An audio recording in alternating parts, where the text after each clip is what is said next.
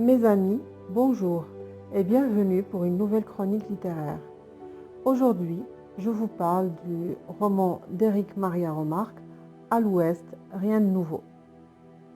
Je précise tout d'abord que j'ai lu ce roman avant le confinement. Il ne fait donc pas partie de mon challenge dont je vous ai déjà parlé.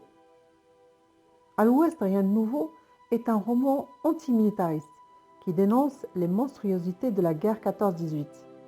Mais cela pourrait tout aussi bien être n'importe quelle guerre. C'est un témoignage poignant d'un soldat volontaire allemand. Quand nous partons, nous ne sommes que de vulgaires soldats, maussades ou de bonne humeur. Et quand nous arrivons dans la zone où pense le front, nous sommes devenus des hommes bêtes.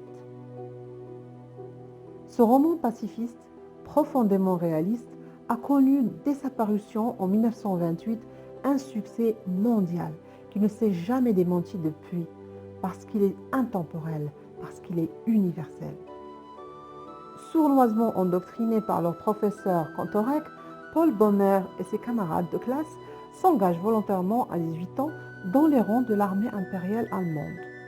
Paul est le narrateur et personnage principal qui va raconter la boucherie, la barbarie vers laquelle lui et ses amis d'enfance ont été poussés.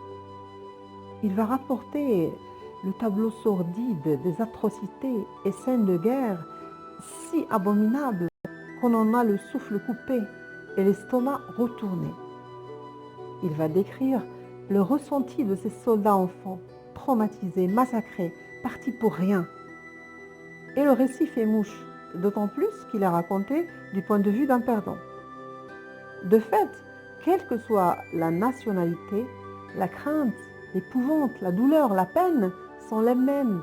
Les émotions ressenties et l'horreur vécue en temps de guerre sont les mêmes partout. Ce roman d'Éric Maria Remarque a été brûlé lors des autodafés nazis en 1933. Parce qu'il a écrit un livre pacifiste, anti-guerre, l'auteur a aussi été déchu de sa nationalité allemande en juillet 1938. Il sera naturalisé américain en 1947.